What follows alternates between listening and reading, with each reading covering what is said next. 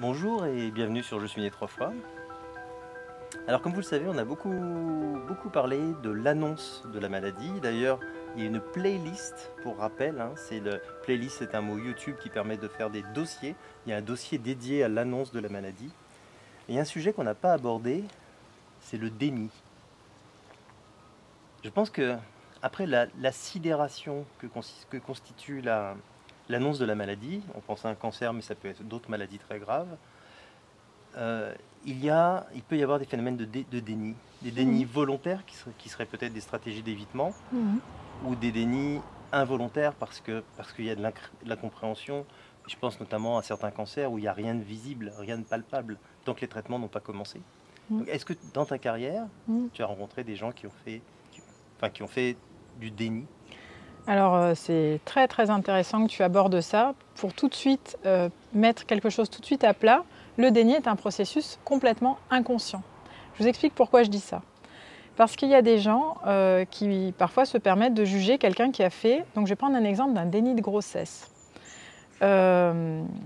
J'étais à l'hôpital au CMCO à l'époque à Schiltigheim, proche de Strasbourg, et nous avions un code avec les médecins. Les médecins, quand nous étions en entretien, nous leur disions que nous étions en entretien, et ils ne nous demandaient pas de descendre. Mais quand il y avait quelque chose de très grave, jugé comme, on pourrait dire, le code rouge, nous avions certains mots pour nous dire « Non, là, tu arrêtes ce que tu fais et tu viens ». Et un jour, un médecin en qui j'ai totalement confiance me dit « Tu arrêtes tout ce que tu fais et tu viens ». Et j'étais jeune professionnelle, j'avais entendu parler du déni, forcément à la faculté. J'avais lu les dénis de grossesse dans les livres, mais il y a une part de moi qui se disait « Ça n'arrive pas. Oh, peut-être qu'elles ne racontent pas vraiment, elles ne disent pas vraiment qu'elles ne se sont pas rendues compte. » Il y a une part de moi, quelque part, qui accréditait pas les paroles de la personne. Et ce jour-là, je rencontre donc cette personne, une dame. Et donc, elle vient, il y avait un pôle maternité et un pôle gynécologie. Et donc, elle venait en gynécologie pour douleur à l'estomac. Douleur dans le bas-ventre et douleur à l'estomac. Et quand le médecin l'a auscultée, d'une part, elle était enceinte, mais d'autre part, elle était quasi à terme, elle allait accoucher. D'accord ? Donc, c'était en fait des contractions qu'elle sentait. Et donc, le médecin qui l'a auscultée n'était pas la personne qui était l'accoucheur. Donc, il a tout de suite appelé l'accoucheur, mais en disant « Je ne peux pas vous faire venir. » Parce que je lui dis quoi ? Qu'elle va accoucher de son mal au ventre. Et donc, du coup, ils m'ont fait venir et nous avons fait un espace de... Voilà, donc juste pour terminer l'histoire, souvent dans des cas comme celui-ci, quand la personne n'a vraiment aucune possibilité d'accéder au fait qu'elle soit enceinte, et qu'elle n'en est... D'ailleurs, c'est très intéressant, souvent dans les dénis de grossesse, le ventre prend très peu de place. C'est impressionnant, c'est-à-dire que c'est tout un petit ventre, d'accord ? Et donc, tout ça pour vous expliquer que j'ai vraiment pu prendre, et j'allais dire de plein fouet, la violence d'un processus de déni. C'est-à-dire que c'est vraiment un processus inconscient. Et non, cette femme est arrivée à l'hôpital. Oui, elle est arrivée à l'hôpital parce qu'elle avait mal au ventre, et non pas parce qu'elle pensait qu'elle pouvait accoucher. Il n'y a aucun espace de pensée. Il n'y a pas de raisonnement possible. Et donc, en quelques heures après, plusieurs heures après, elle a accouché, il y a eu une longue discussion. Elle a fait le choix de permettre à l'enfant d'être prêt pour l'adoption assez rapidement, parce qu'elle n'avait aucun espace d'accueil pour cet enfant. D'accord ? Et donc, ça m'a vraiment, et je remercie cette dame de sa sincérité et de ce qu'elle a pu me dire, parce que j'ai vraiment... Et à partir de là, j'ai vraiment accueilli le déni dans toutes ses formes très subtiles parfois.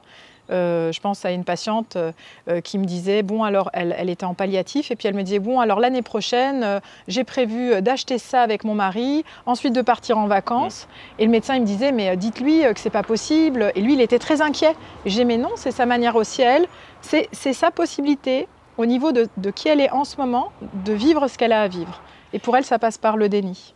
Et est-ce que lorsqu'on cherche à protéger ses proches, à ne pas, par exemple, ne pas leur annoncer qu'on a un cancer, est-ce que c'est pas une forme de déni? Ah, il y a une petite mouche sur l'aérodrome à mouches. Alors non, c'est pas du déni. Si vous avez conscience que vous êtes en train de cacher quelque chose, ça n'est pas une forme de déni. C'est-à-dire que vous êtes déjà vous êtes dans une position stratégique autre d'adaptation qui n'est pas du déni. Le déni, c'est vraiment la personne qui ne peut pas s'adapter à ce qui a été dit. Qui n'accepte pas.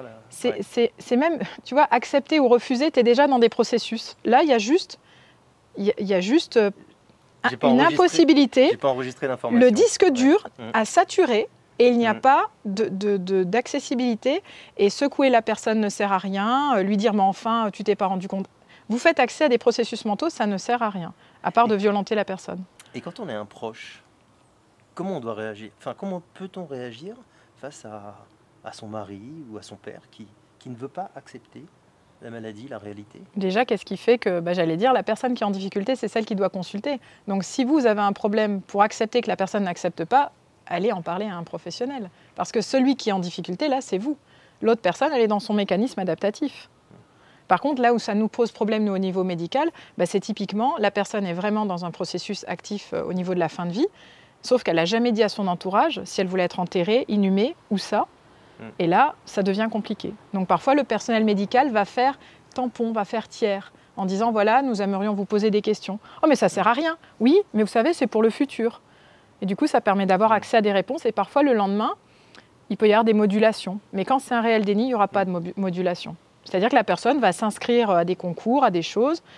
Voilà. Et OK. Et ça lui permet de tenir. Et qui je suis pour juger de comment s'adapter face à une épreuve aussi faramineuse que celle d'entendre que peut-être même je suis condamnée. Très intéressant. Merci. Merci.